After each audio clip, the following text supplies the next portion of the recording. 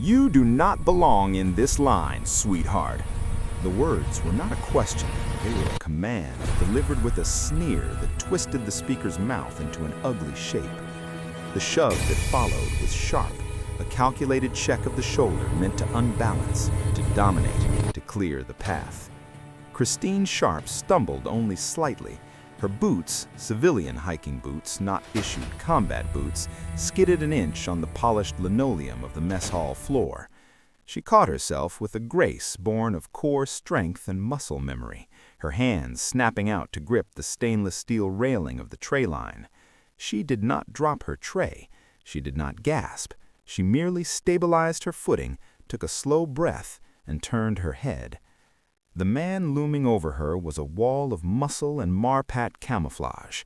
He was a sergeant, likely in his mid-20s, with a high and tight haircut that looked razor-fresh and sleeves rolled with obsessive precision. His name tape read Vance. He was flanked by two other Marines, corporals by the look of their youth and deference, who were snickering into their hands. "This is a chow hall for Marines," Vance said, stepping into her personal space. His voice was pitched loud enough to carry over the din of clattering silverware and low conversation. He wanted an audience. He wanted a show, not for dependents, not for lost civilians, and definitely not for someone who looks like she got lost on the way to the mall. Christine looked at him. She was wearing a royal blue, moisture-wicking top, long-sleeved and fitted, the kind one wore for a long run on a chilly morning.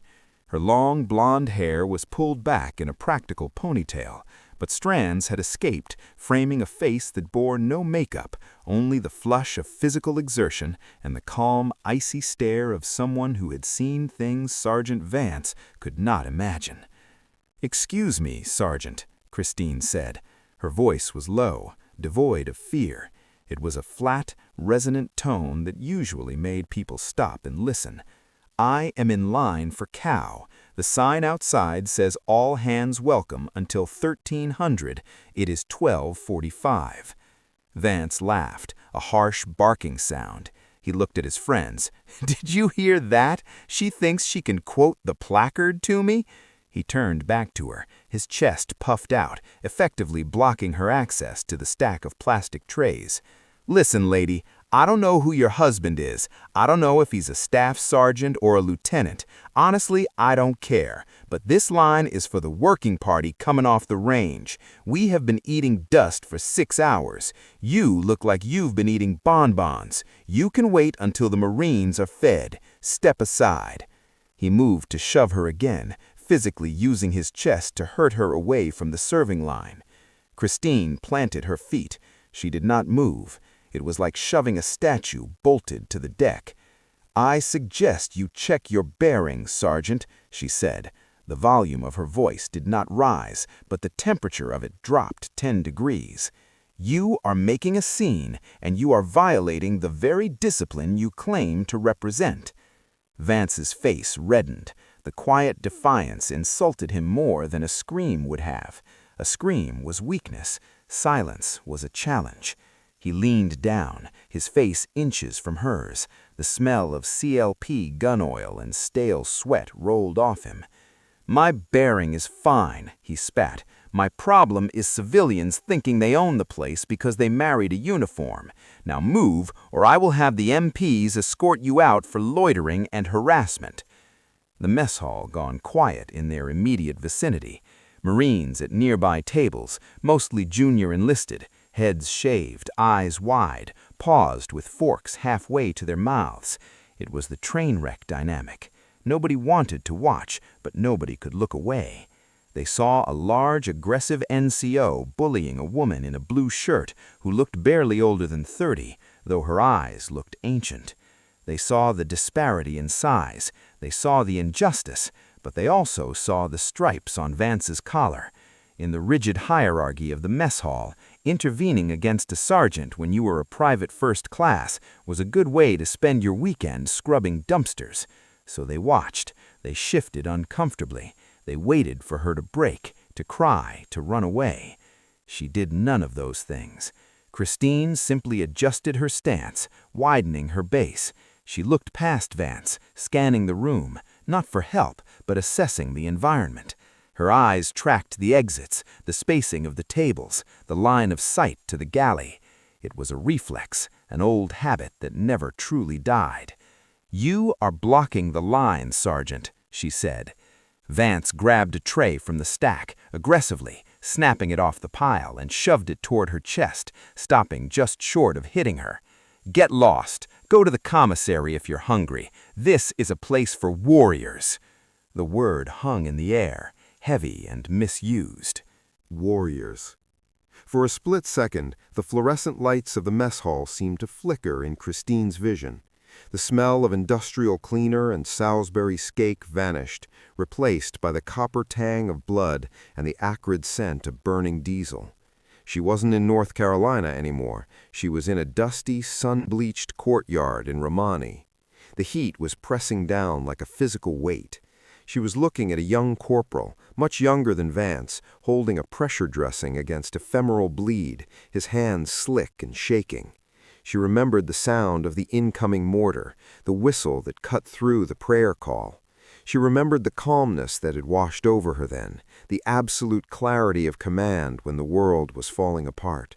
She remembered taking the radio, calling the 9-line medevac while returning fire with her M4, her voice steady enough to calm the men around her.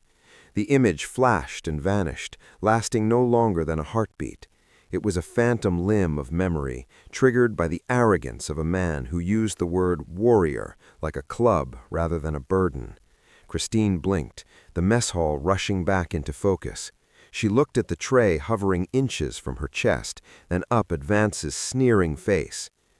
"I am going to get my lunch," she said, her voice dropping an octave, taking on a timbre that vibrated with absolute authority, "and you are going to step aside. If you touch me again, Sergeant, the consequences will be severe." Vance blinked. He hadn't expected that tone. It sounded too much like his battalion commander. But he looked at her.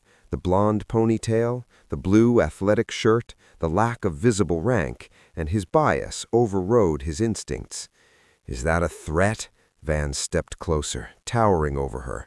"You threatening a non-commissioned officer of the United States Marine Corps?" "I am promising you, Sergeant, there is a difference." At a table near the drink dispensers about 20 feet away, Lance Corporal Diaz sat frozen. He was holding a half-eaten burger, his eyes locked on the confrontation. He had been watching from the beginning, feeling that sick nod of second-hand embarrassment and anger. He hated Vance. Everyone in the platoon hated Vance. He was the kind of leader who confused cruelty with strength, who smoked the Joes for minor infractions while skating on his own duties. But Diaz wasn't looking at Vance. He was looking at the woman. He had seen her before. Not here, not in person. He squinted, trying to place the face. The long blonde hair threw him off. In the picture he had seen, her hair had been pulled back into a tight regulation bun, hidden under a cover. But the profile was identical. The way she held her chin, the terrifying stillness of her posture. He looked at the wall near the entrance of the mess hall, where the chain of command photos were usually displayed. They weren't visible from here, but he remembered the induction brief he'd sat through 3 days ago, the slideshow, the history of the unit. His eyes widened. He dropped his burger. It hit the plastic tray with a dull thud. "Holy smoke," he whispered. His buddy, a private first class named Jenkins, nudged him. "What, you know her? Is she Vance's ex or something?" Diaz shook his head frantically. "No, man. Look at her wrist." Jenkins squinted. "What, she's wearing a watch?" "Not the watch," Diaz hissed. "The bracelet. The black metal one?" Jenkins looked closer. The woman in the royal blue shirt had a simple black memorial band on her right wrist. It was scuffed, worn down to the silver metal on the edges. "So, lots of people wear KIA bracelets," Jenkins said. Diaz was already scrambling out of his chair. He grabbed his tray, dumped it into the trash with a crash, and didn't bother to stack it. He just needed to get away from the blast radius. "Where are you going?" Jenkins asked, confused. "I have to make a call," Diaz said, his voice trembling. "If that is who I think it is, Vance is about to commit career suicide, and I am not going to be standing next to him when the bolt of lightning hits." Diaz practically ran to the exit, dodging incoming Marines. He burst out of the double doors into the bright afternoon sun and fumbled for his phone. His hands were shaking. He knew he shouldn't jump the chain of command, but this was different. This was an emergency. He dialed the number for the staff duty officer at Battalion HQ. "Staff duty, Sergeant Higgins," the voice answered. "Sergeant, this is Lance Corporal Diaz, Charlie Company. You need to get the Sergeant Major down to the mess hall now." "Whoa, slow down, Diaz. What's going on? A fight?" "Not yet," Diaz said, pacing in a tight circle on the concrete. "But Sergeant Vance is currently physically blocking a woman from the chow line. He shoved her. He's screaming at her." "So?" Higgins sounded bored. "Vance is a jerk. If it's a dependent, let the MPs handle it." "It's not a dependent, Sergeant," Diaz half shouted, covering his other ear to block out the wind. I'm pretty sure it's General Sharp." There was a long silence on the other end of the line, the kind of silence where you can hear the hum of the electronics. "Say again, Lance Corporal?" "General Sharp," Diaz repeated. "Christine Sharp, the new Deputy Commanding General for the entire installation.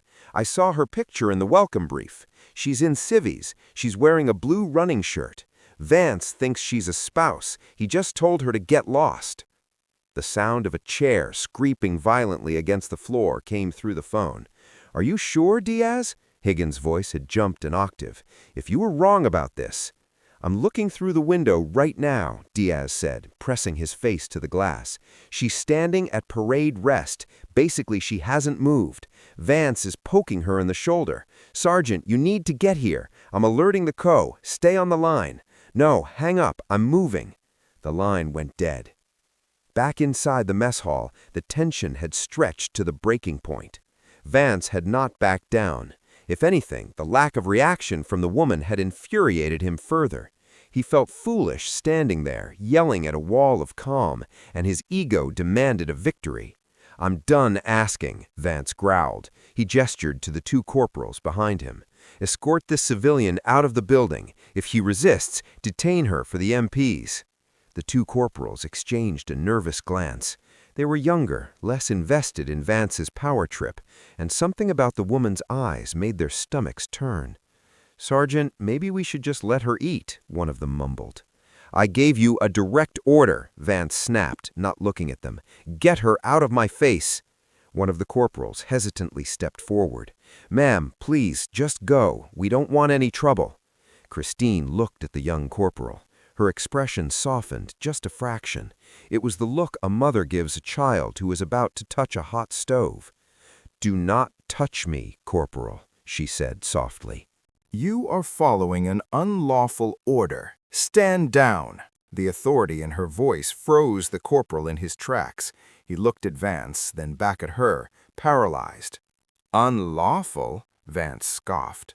He stepped around the corporal, his patience exhausted. "I decide what's lawful in my sector, lady." He reached out, grabbing her upper arm with a grip meant to bruise. The reaction was instantaneous. Christine did not strike him. She did not throw him over her hip. That would have been assault, and she was too disciplined for that. Instead, she performed a small, precise rotation of her arm, leveraging the mechanics of his grip against his thumb. It was a joint lock technique executed with minimal effort but maximum torque. Vance yelped, his grip breaking instantly. He stumbled back, clutching his hand. "You assaulted me," he shouted, his face turning a mottled purple. "That's assault on a federal officer." "I removed your hand from my person," Christine corrected him, smoothing the sleeve of her royal blue top. "You initiated physical contact. I neutralized it.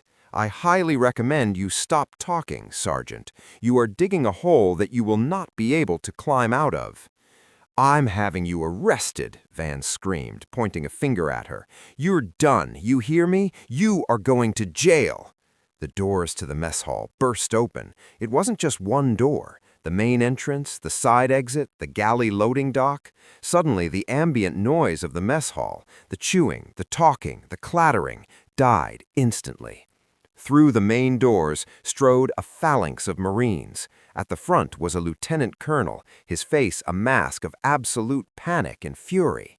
Flanking him was a sergeant major, a man whose width seemed to equal his height, his face set in a grimace of impending violence. Behind them were 3 other officers and a master gunnery sergeant. They didn't walk, they marched, a wave of green and khaki cutting through the room. Vance turned, seeing the battalion commander. A smug grin broke across his face. He assumed they were here for him, that someone had called about the crazy civilian attacking a Marine. "Colonel!" Vance shouted, snapping to attention, but keeping his voice aggrieved. "Sir, this civilian just assaulted me. She refused to leave the mess hall." And the lieutenant colonel didn't even look at Vance. He walked right past him, the wind of his passage rustling Vance's uniform. The sergeant major, however, did stop. He stopped inches from Vance's nose. "Shut your mouth, Sergeant," the sergeant major hissed. The sound was like a tire blowing out. "If you say one more word, I will personally weld your mouth shut." Vance froze, his eyes bulging. "What?" The lieutenant colonel stopped 3 feet in front of Christine. He took a breath, squared his shoulders, and snapped a salute so sharp it vibrated. The sergeant major turned from Vance and saluted. The 3 officers behind them saluted. The master gunnery sergeant saluted. The entire room, seeing the battalion commander saluting a woman in a blue t-shirt and hiking boots, fell into a stunned, breathless silence. Chairs scraped as Marines realized something massive was happening. Instinctively, every Marine in the line of sight stood up and snapped to attention, even if they didn't know why. "Good afternoon, General," the lieutenant colonel said, his voice ringing clearly in the dead silence. "My humblest apologies for the delay. We were not aware you were conducting an inspection of the facilities today." Christine Sharp stood there, surrounded by the high brass of the battalion. She looked at the lieutenant colonel, then slowly returned the salute. Her motion was casual but perfect, the muscle memory of 20 years. She lowered her hand. "I wasn't conducting an inspection, Colonel," she said. Her voice was conversational, yet it carried to the back of the room. "I was attempting to get lunch. I just finished a 10-mile ruck on the perimeter trail and wanted a salad. However, it seems my presence was objectionable to some of your NCOs." She turned her head slowly, her blue eyes locking onto Sergeant Vance. Vance was pale, not just white. He looked like the blood had been drained from his body with a pump. His hands were trembling at his sides. "General," he whispered. The word barely had enough air to exist. Christine took a step toward him. The lieutenant colonel and sergeant major stepped aside, clearing the path. "Brigadier General Christine Sharp," she said, "assuming command of the installation as of 0800 tomorrow. But today, I am just a Marine trying to eat." She looked at Vance's name tape. "Sergeant Vance," she read aloud. "Yes, yes, ma'am." "General, ma'am," Vance stammered. "You told me that this mess hall was for warriors," Christine said. I didn't know." "That is not the point, Sergeant." She cut him off. "It does not matter if I was a general, a private, a spouse, or a contractor. You treated a human being with contempt because you thought you had the power to do so. You used your rank as a bludgeon. You confused bullying with leadership." She gestured to the room around them. "Look at these Marines, Sergeant. They are watching you. They are learning from you. And what did you teach them today? Did you teach them honor? Did you teach them courage? Or did you teach them that the strong should prey on the weak?" Vance looked down at his boots. The shame was radiating off him in waves. "Look at me," Christine ordered. Vance snapped his head up, tears of humiliation welling in his eyes. "There was a time," she said, her voice softening slightly, becoming less of a hammer and more of a knife, in a place called Sangin. I was a captain then. We were clearing routes. It was hot, dusty, and miserable. We had a corporal who acted just like you. He thought he was God's gift to the Corps. He treated the locals like dirt. He treated his juniors like servants." She paused, letting the story settle over the room. "When we took fire, when the ambush hit, that corporal froze. He was so used to being the bully that when he met someone bigger and meaner than him, he crumbled. It was his juniors, the ones he tormented, who pulled him out of the kill zone. They saved his life, not because he deserved it, but because they were Marines. She stepped closer, her voice barely a whisper now, intended only for him. You are wearing the same uniform they wore. You are wearing the eagle, globe, and anchor. Do not tarnish it with your arrogance. A uniform doesn't make you a warrior, Sergeant. Character does. And right now, your character is out of uniform. She held his gaze for a long, agonizing moment. Then she stepped back. Sergeant Major, Christine said, turning to the senior enlisted advisor. The Sergeant Major snapped to attention. Yes, General. Please ensure Sergeant Vance receives remedial training on the core values, and I believe he has a lot of energy to burn. Perhaps he can assist the mess duty crew. I noticed the pots in the scullery look like they could use a very thorough scrub. General. Consider it done. The Sergeant Major glared at Vance. You heard the General. Get to the scullery. Move. Vance didn't hesitate. He practically sprinted away, vanishing into the steamy depths of the kitchen. Desperate to escape, the hundreds of eyes bore into him. Christine turned back to the lieutenant colonel. Colonel, I'm sorry to disrupt your chow, she said, her tone returning to a polite professional cadence. Not at all, General, the colonel said, wiping sweat from his forehead. Would you like to join us at the command table? Christine looked at her empty tray. Then she looked at the salad bar. Thank you, Colonel, but I think I'll just grab my salad and sit with the troops. I have a lot to learn about this base, and I find the lance corporals usually know more about what's really going on than the staff officers. She smiled, a genuine warm expression that transformed her face.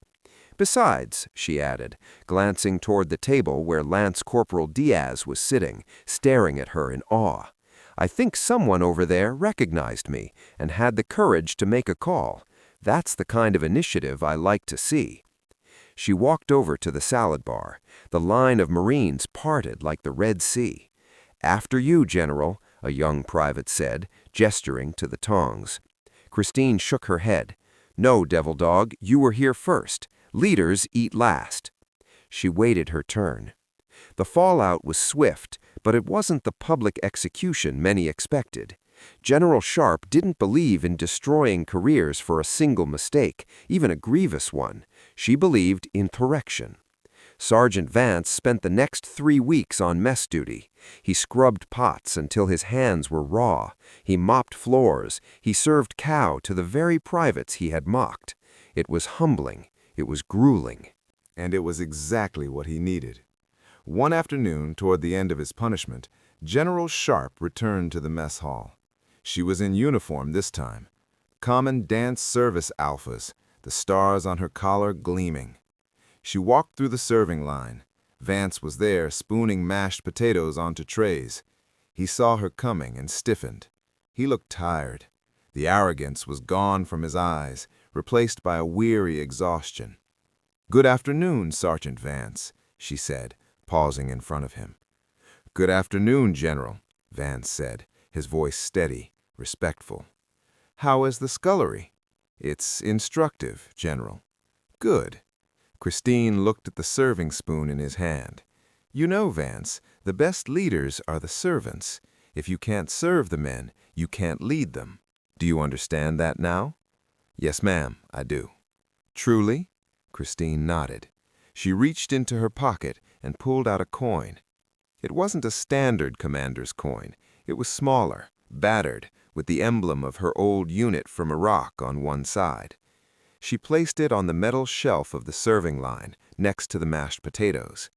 "Keep this," she said, "not as a reward, but as a reminder. Every time you feel that ego flaring up, touch this coin. Remember how it felt to scrub these pots.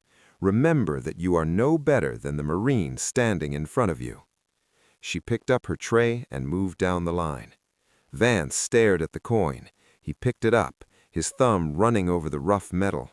He looked up at the general's retreating back, and for the first time in his career, he didn't feel fear or resentment. He felt gratitude. He put the coin in his pocket, squared his shoulders, and looked at the next Marine in line, a nervous private who looked terrified of him. "Potatoes or rice, Marine?" Vance asked. "Potatoes, Sergeant?" Vance smiled. It wasn't a sneer. "Here you go. Plenty of gravy. Eat up, we've got a long afternoon ahead." Across the room, at a corner table, General Sharp watched. She took a bite of her salad, nodded once to herself, and opened her notebook. The base was in good hands, as long as the standards were kept.